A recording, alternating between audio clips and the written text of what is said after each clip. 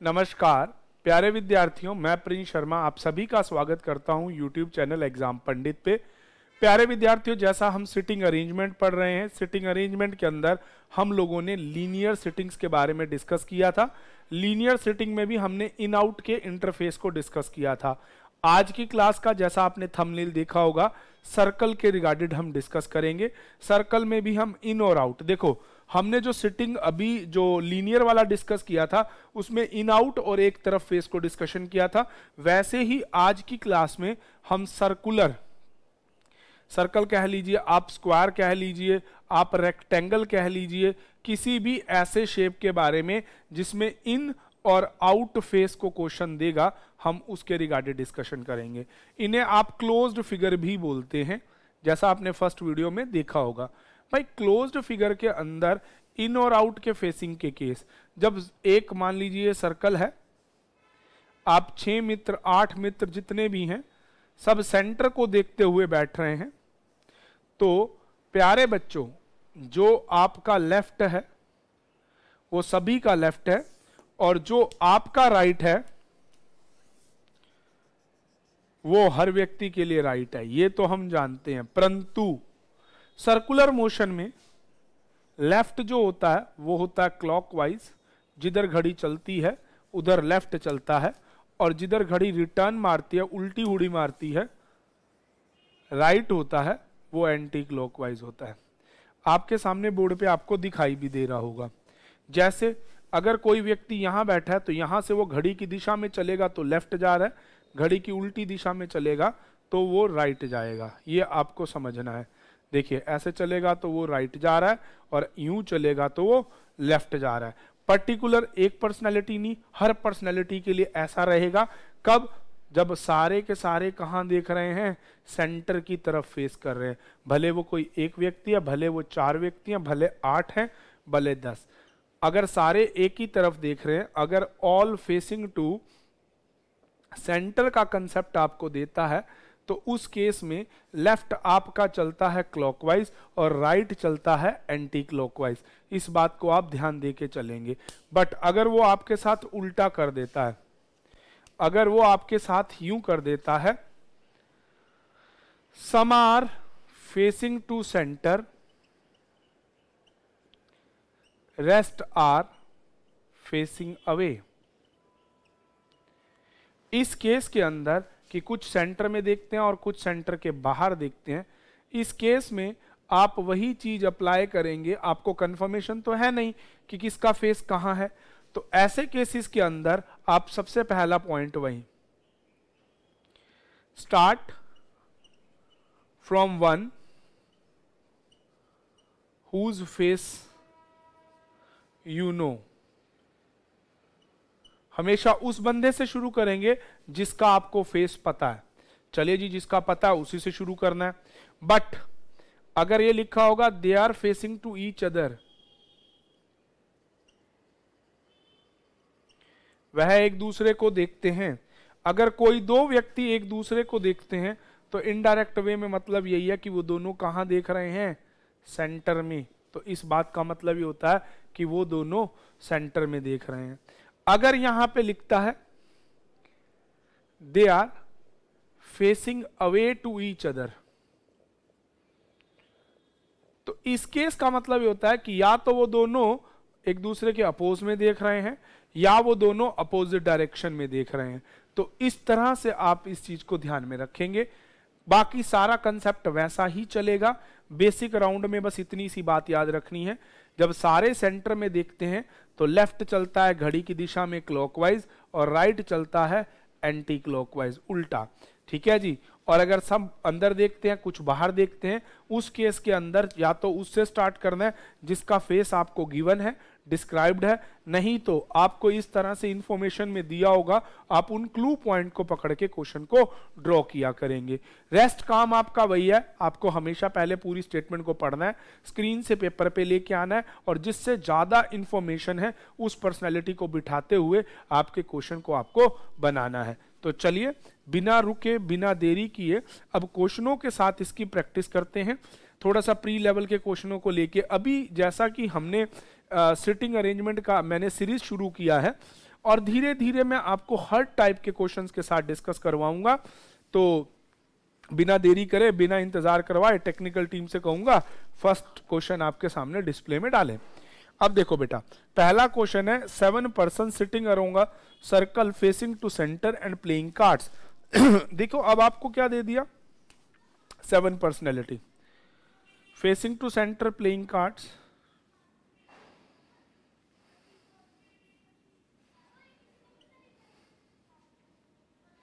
Done है। E is neighbour of A and D, E A और D का neighbour है। G is not between F and C, F और C के बीच में G नहीं है। अगली लाइन बोलता है F is immediately right of A, F is immediately right of A। और उसके बाद who is neighbour of B which is the part. तो आपको क्वेश्चन आ गया। अब इतनी सी इंफॉर्मेशन है, बिल्कुल कंफर्म इंफॉर्मेशन ये है। ए बिठाओगे, ए के जस्ट राइट में हो जाएगा एफ। ए से रिगार्डेड एक इंफॉर्मेशन है, एक और डी के बीच में ई बैठता है, तो डी यहां नहीं हो सकता, यहां होगा डी, इनके बीच में बैठ गया ई। एफ और सी के बीच में जी नहीं बैठता, जी को बाहर बिठा दिया, पर्सनैलिटी बच गया बी।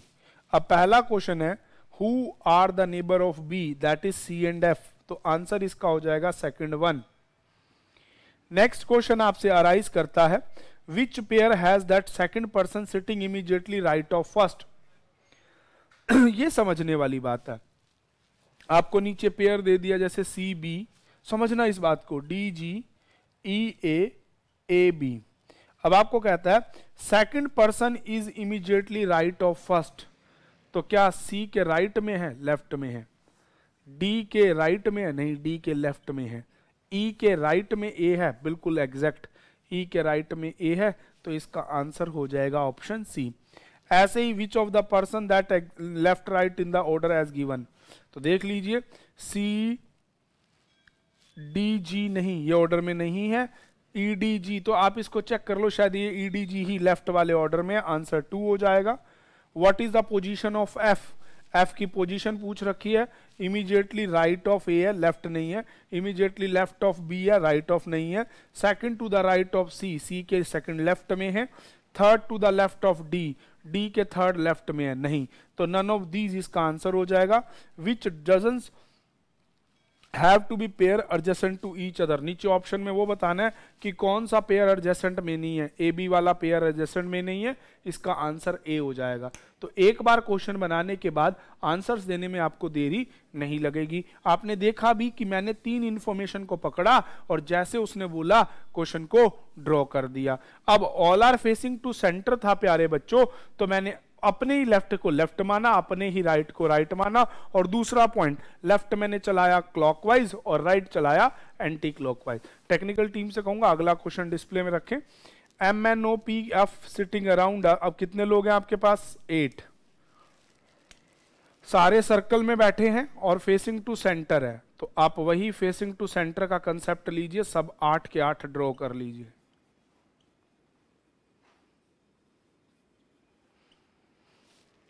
पहली लाइन कहता है P is third left of M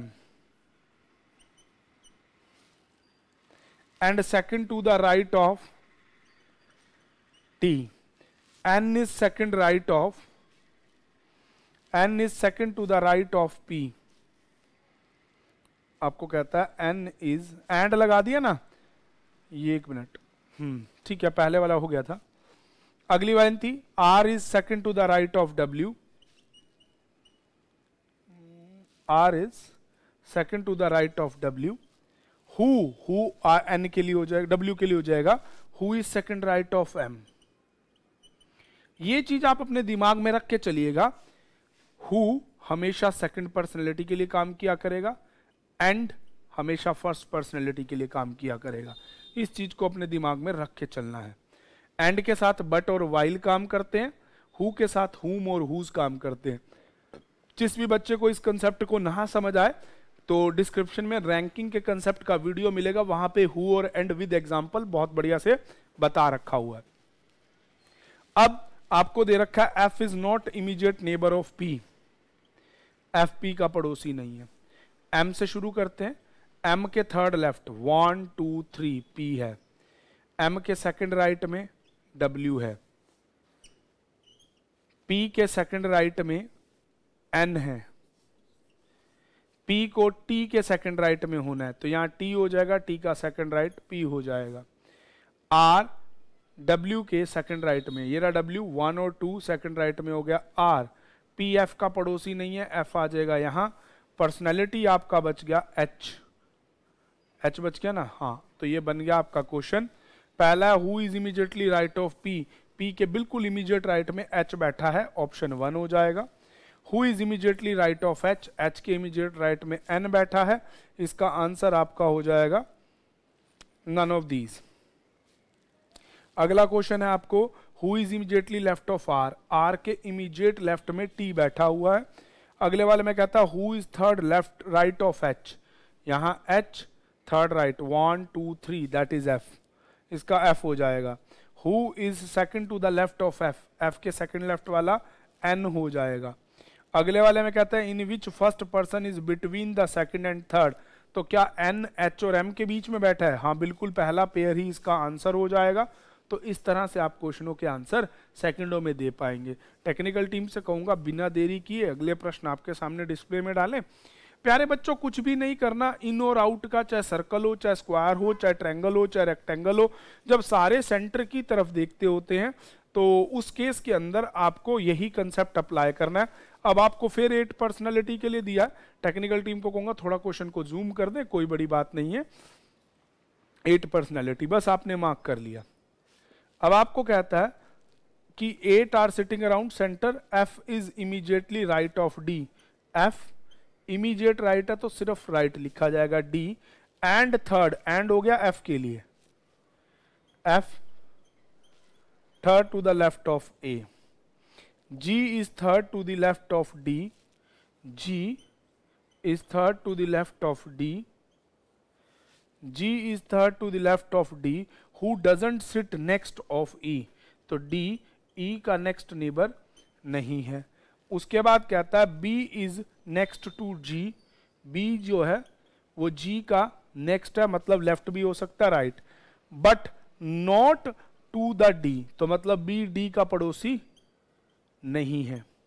अगली लाइन बोलता है सी डजंट सिट नेक्स्ट ईदर ए और डी, तो जो सी है ना तो वो ए का पड़ोसी है ना ही सी आपका डी का पड़ोसी है, तो सी इनके पड़ोस में नहीं है। पहले आप इनमें से इंफॉर्मेशन को पकड़ो, डी, डी के इमीडिएट राइट वाला एफ है और डी के थर्ड लेफ्ट 1 2 3 थर्ड लेफ्ट में जी है, एफ ए के थर्ड लेफ्ट में होना चाहिए तो यहां आएगा ए, 1 2 3 थर्ड लेफ्ट में एफ हो गया।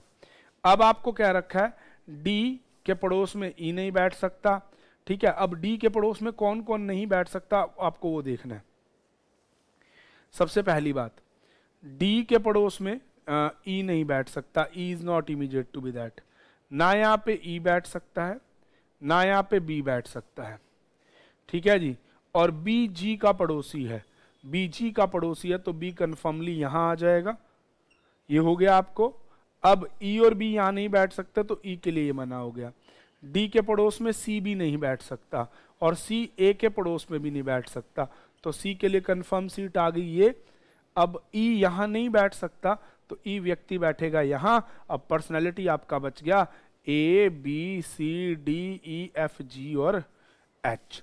अब आपसे पहला क्वेश्चन पूछा गया who is immediately left of A, A के इमीडिएट लेफ्ट वाली सीट किसकी है, ई की, पहला विकल्प। Who what is the position of H with respect to C, C के रिस्पेक्ट में एच की थर्ड लेफ्ट है या आपका फिफ्थ राइट है, तो आप देख लीजिए थर्ड लेफ्ट वाला आंसर दे रखा है तो आप उसे मार्क कर दीजिए, क्योंकि आपको एच की सी के रिस्पेक्ट में, तो 1 2 3 थर्ड टू द लेफ्ट, ठीक है जी।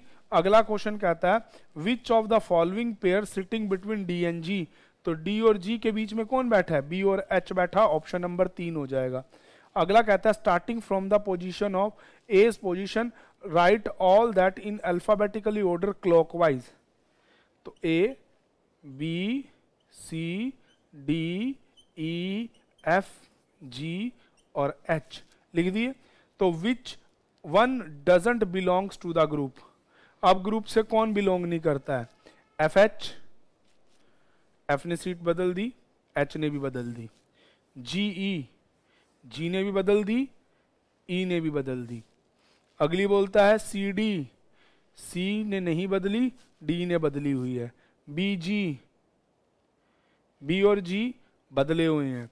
तो आपका इसका आंसर हो जाएगा सी डी, क्योंकि सी वही सीट पे बैठा है, बाकी सारे अपनी सीट बदल चुके हैं। तो चलिए टेक्निकल टीम से कहूंगा बिना रुके अगले प्रश्न को आपके सामने डिस्प्ले में रखें। प्यारे बच्चों बस इतनी सी बात याद रखनी है, if all are facing to centre, तो आपको कुछ भी नहीं करना, जैसा उसने किया हुआ है वैसे मंत्र को अप्लाई कीजिए। ये भी क्वेश्चन आपका वैसा ही है, all the person sitting around a circle and facing to centre. अब आप देखो अगर फेसिंग टू सेंटर का क्वेश्चन आ गया, सबसे पहले आप इन्हें मार्क करवा लीजिए, जितनी पर्सनैलिटी है उतनी पर्सनैलिटी की सीटें मार्क कर लीजिए। अब पहली लाइन दे रखी है P is third right of W and third left of Q।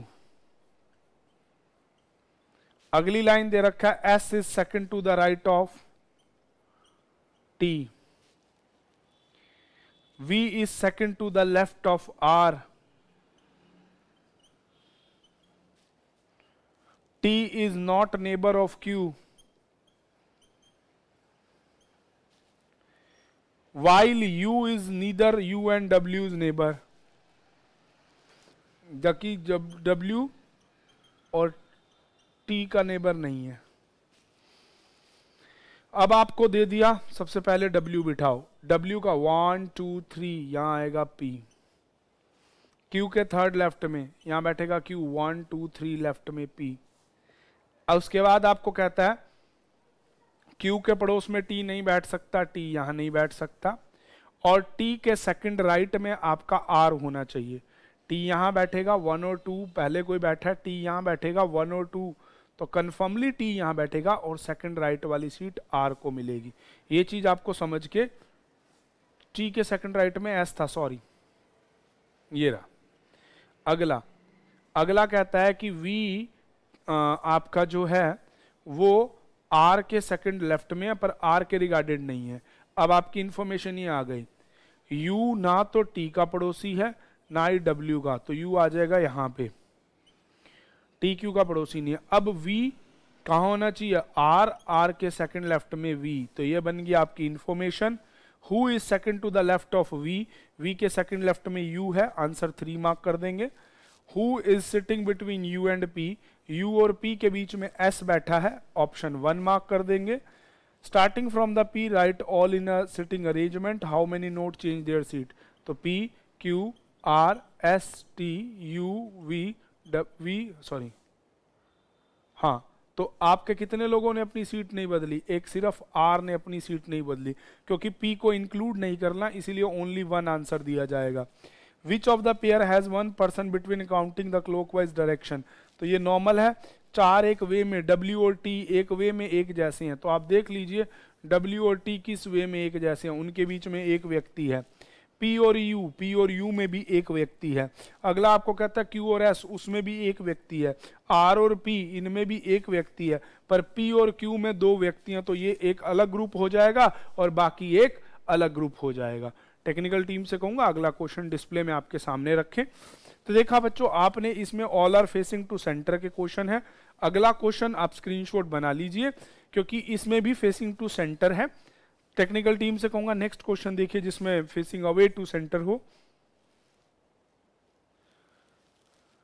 ये आपका डबल वेरिएबल आ गया प्यारे बच्चों। इस डबल वेरिएबल पे अभी हम बात नहीं करेंगे, अभी हम सिटिंग के क्वेश्चंस पे बात कर रहे हैं। आज हमने इनसाइड टू द सेंटर पढ़ा है, अगली क्लास में आउटसाइड ऑफ द सेंटर पढ़ेंगे। आज की क्लास के लिए इतना ही। Thank you, stay tune with exam Pandit.